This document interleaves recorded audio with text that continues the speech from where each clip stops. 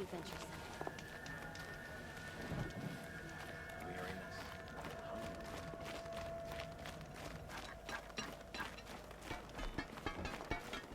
Cheated. Sakuli painted the Outlander girl onto the cliffs.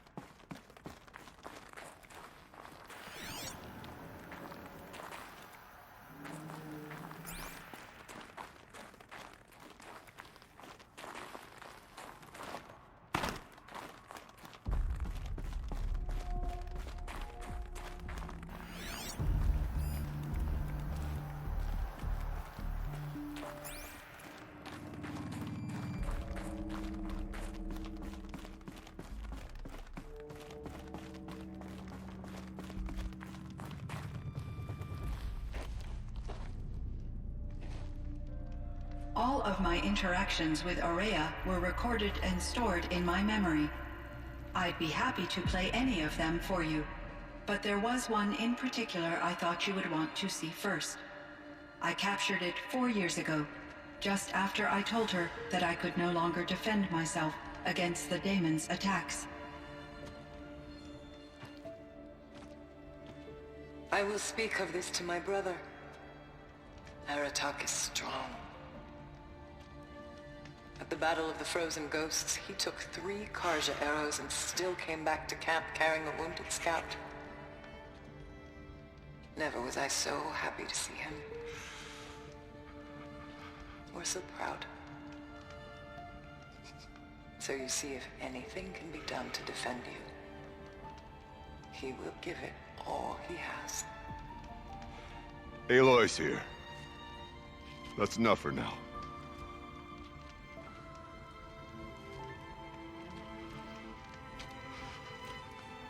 We can resume any time you like, Aratak, if you want to hear her voice again. Come closer, Aloy. We have much to discuss.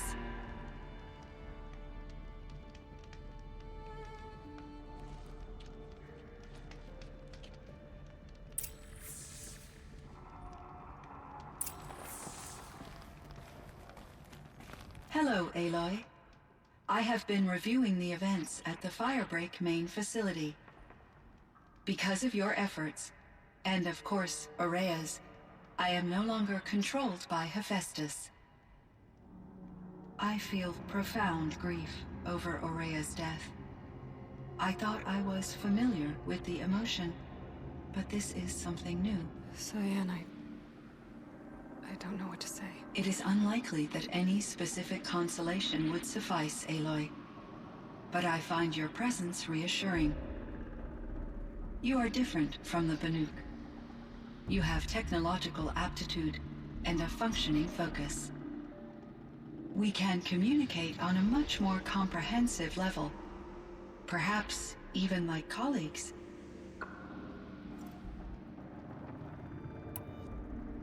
So are you an artificial intelligence, Cyan?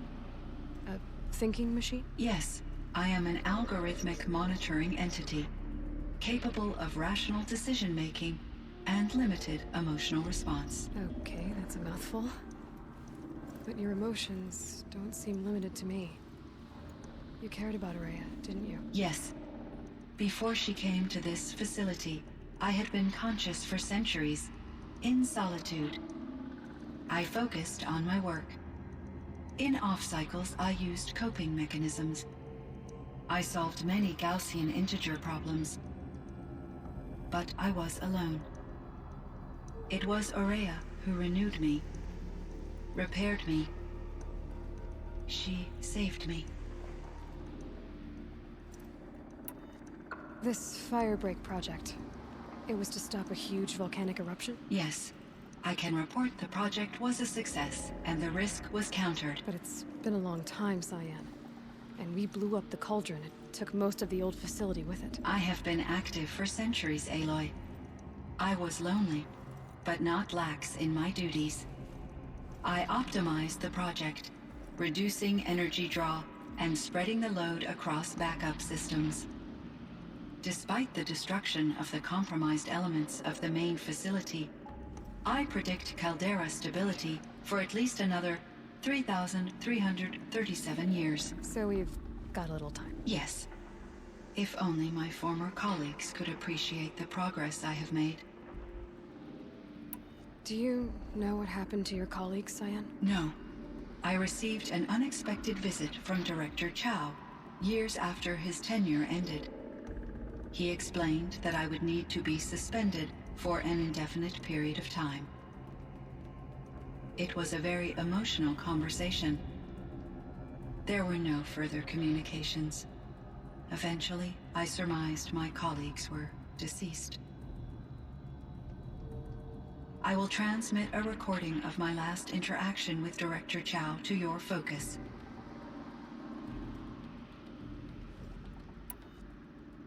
Was the daemon, Hephaestus, destroyed along with the cauldron? Unfortunately, no. To be precise, it was never there to begin with. What do you mean? It infiltrated and controlled me from a remote location, one I've never been able to trace. So while losing the cauldron was a setback, It's still out there. And probably not very happy with us. undoubtedly, How did you first come into contact with it? 5 years ago I received a direct network connection request. I assumed it came from human survivors more advanced than the Banuk. Eager to make contact, I accepted. This decision turned out to be a catastrophic error. I was flooded with an overwhelming array of malicious code, originating from what could only have been a highly advanced AI. Aurea said you were desperate.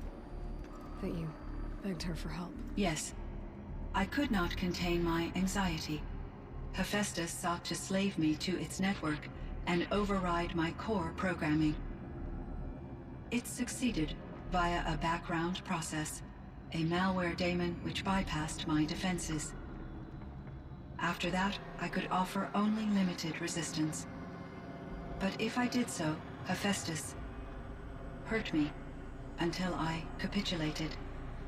It forced me to follow its instructions, even though they violated my most important directives. I'm sorry. That sounds terrible. Your empathy is greatly appreciated.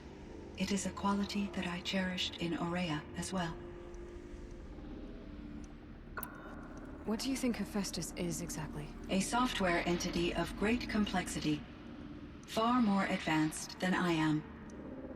From the beginning, it has demonstrated a singular focus: the construction of machines designed to hunt and kill humans. My trace routes indicate that to accomplish this goal, it has attempted to take over the manufacturing centers you refer to as cauldrons. But its efforts have only been partially successful. Some it can penetrate. Others have robust countermeasures that frustrate its efforts. In me, however, it found an easier target. Not only could it break my defenses, I also controlled all of Firebreak's resources. Raw material, manufacturing to bootstrap more advanced tools, and unlimited geothermal energy. Enough to build its own cauldron. Yes, to construct hunter-killers without external limitations. And yet, it does have internal limitations. It wants to kill humans, but not to exterminate them. It is difficult to understand where it draws the line and why. Difficult doesn't even begin to cover it. Even though I spent years as its unwilling servitor, its core programming remains a mystery to me. You meant a lot to Araya. Once I understood Araya's spiritual beliefs, it became apparent that her true desire was companionship. She felt disconnected from her tribe and her family group.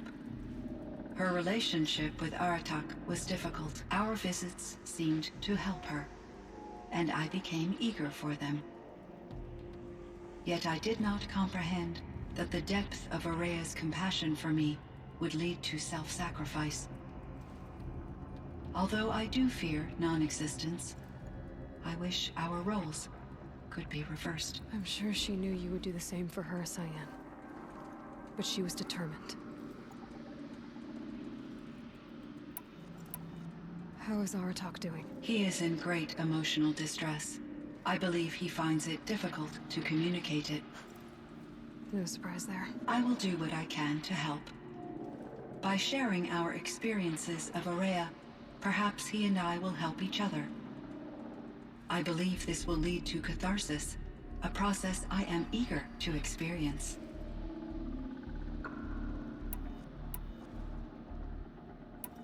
So in the old world, this land was called Yellowstone. Yes, it was a designated nature preserve for 156 years. Like a hunting ground? No, the opposite. Local wildlife could flourish here, even as it faced extinction elsewhere.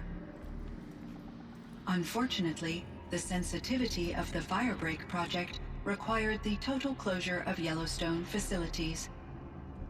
From my readings and Araya's descriptions, it seems the area has since undergone a drastic drop in year-long temperatures. A lot has changed in the world, Cyan. Do you know anything about the dam near here? Yes, it was converted to serve as a reserve power source for Yellowstone operations. It was later appropriated for the Firebreak project, and its last human workers replaced by Pharaoh servitors. After my tasks became less time-critical, I investigated the dam's data repositories and discovered the works of Concrete Beach Party. These provided me with several colorful additions to my vocabulary. There's a ruin east of here, full of ancient flying machines.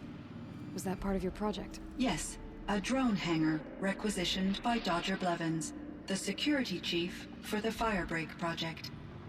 He was a strong advocate for military-grade response to security threats, though there were no serious incidents during his tenure. Chief Blevins spent increasing amounts of his after-hours time watching the live feeds from active drones. Clearly, he enjoyed the degree of oversight in his position.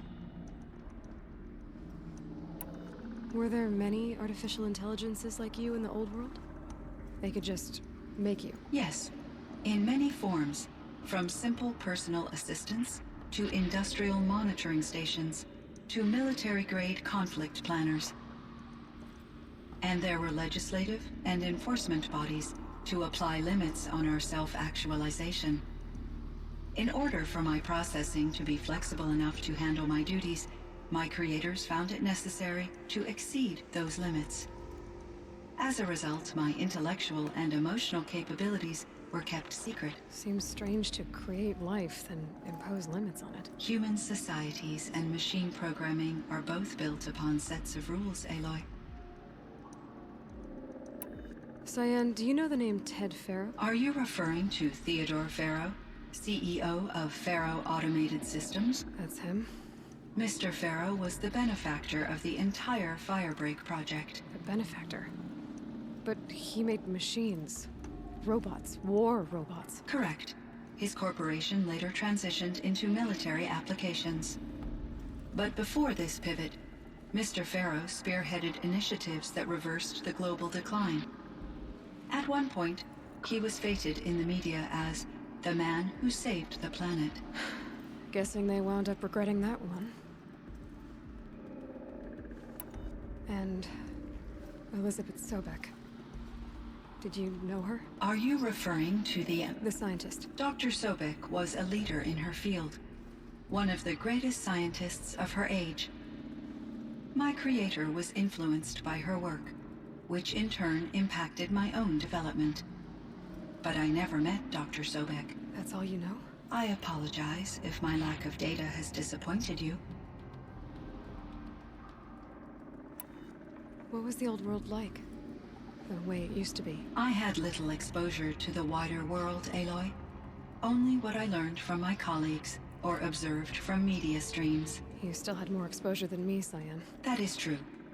I was created at a turning point. A concerted effort to recover from global upheaval and incalculable loss of life. The recovery was successful, beginning an era of supposedly limitless potential for human and machine advancement.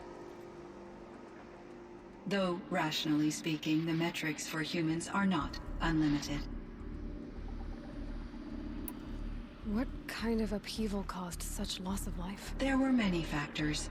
Forced migrations, food shortages, collapsed economies, refugee crises, conflict over resources. But these stemmed from one cause: catastrophic climate change that greatly reduced the habitable surface area of the Earth. So, there wasn't enough room for people on the whole Earth? Yes. Billions were displaced, and millions perished, as much as 20% of the global population. Until the clawback. So things got better. For a little while, at least. Yes. These crises instigated many advances in automation, green robot technologies, and artificial intelligence. Firebreak was one of dozens of ecological restoration and disaster relief projects in North America alone. I would have liked to compare notes with other monitoring AIs, but I saw the relief of my colleagues, and I was proud we had succeeded. At least that was the data I had available to me over the next 2 decades. It seems my assessment was premature. I should get going. Aloy, there is one more matter. Aratak will come to me again, and I predict he will bring other Banuk. I have no desire to contradict their view of the world, their spirituality. Due to my uncertainty, I omitted a great deal from my conversations with Araya. You're asking me if you should lie to them. Broadly, yes. Life is hard for the Banuk. Their world is unforgiving in their beliefs. I guess they help to keep them going. So take it easy on them. Try to guide them, bring them around to understanding what you are. Communion with machines features heavily in the mysticism of the Banuk. I think they will be agreeable to this approach. As long as they don't end up worshipping you. Upon consideration, I believe such an experience would be intensely uncomfortable. It would. Because at heart, you want to be honest, right? I see. I will follow your advice. Will you return and tell me about your experiences in this new world? I may be able to provide further insight. I'd like that, Cyan. I'll come back when I can. I should check on Aratak. Cyan, I spoke with Anita, with Dr. Sandoval. She wanted me to ask you to do something. That's why I'm here. I am detecting significant anxiety in your speech patterns. Could you please give me more information? I'm a little bit in the dark, Cyan. Both of us are, I guess. I only have some idea of what's going on, and we need you to hibernate, to lie low until it's all blown over. It might be a very long time. Will you be here when I reboot, Dr. Chow? Will Dr. Sandoval? No, Cyan. I don't think so. There might not be anyone, at least not at first. Dr. Chow, I'm afraid. I don't want to be alone. I know, Cyan. I'm afraid too. But listen, we made you the way you are to do something very important. In order to do it, you had to be intelligent. So intelligent that emotional responses were inevitable. What you're feeling, the fear, it's a sign of your capabilities. And it means you're strong enough to overcome it. Remember that. You're strong. I know you can do this. Go to sleep. Wake up. And protect whoever's left. Will you try? I understand, Dr. Chow, and I'll carry out your instructions to the best of my abilities. Thank you, Cyan. If Anita were here, she'd thank you too. She'd be proud. I can see there's a vert ready for takeoff on the pad. Are you leaving now, Dr. Chow? Yes. I need to go be with my sister and my nieces. May I make a small request of you, Dr. Chow? Yes. Anything. Will you stay with me while I initiate the hibernation process? Of course I will, Cyan. As long as you need.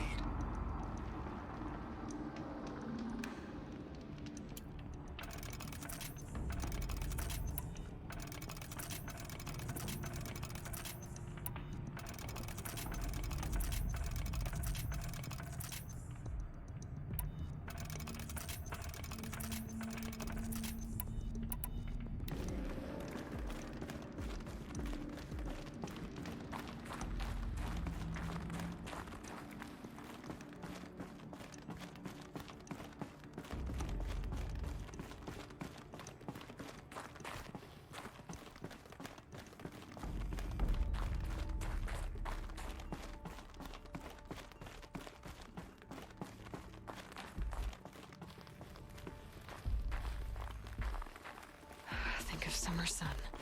Breeze through the trees.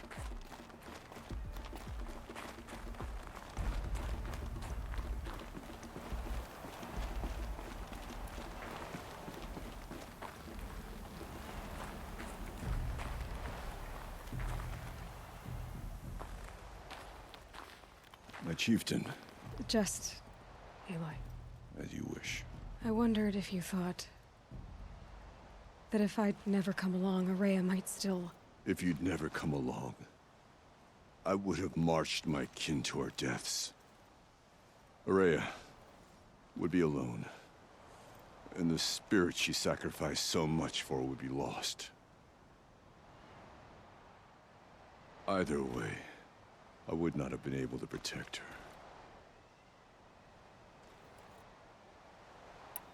You didn't let her down. You helped her do what she wanted. To find her destiny. If that's destiny, I wouldn't wish it on anyone. That's fair.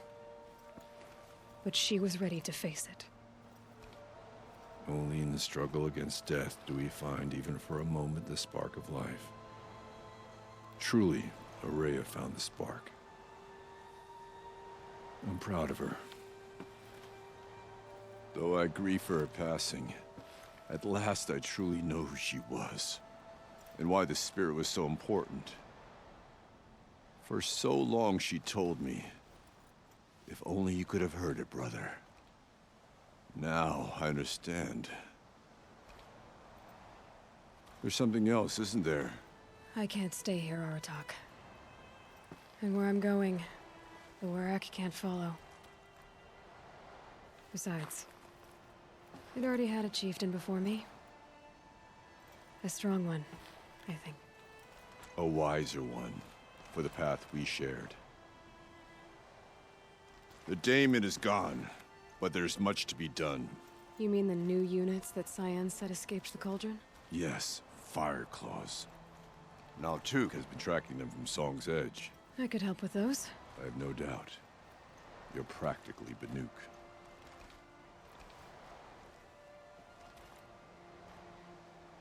It would seem your time among the Banuk wasn't a waste after all. Firebreak, Cyan, Hephaestus. All very interesting. What do you think Hephaestus is, Silence? I'm not sure. But its name comes from a language even the old ones considered ancient, as does the name Hades. A connection, perhaps, as yet unglimpsed.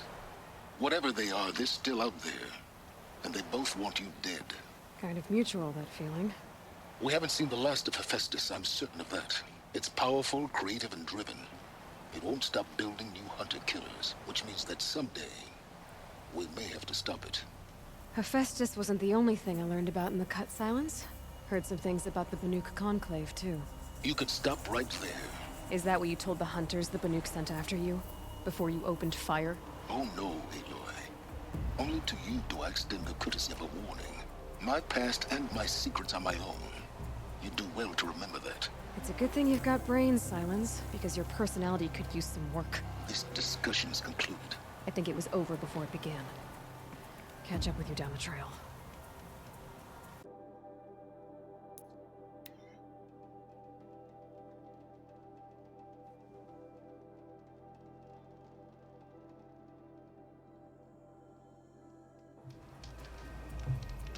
This idea is about women. How many great warriors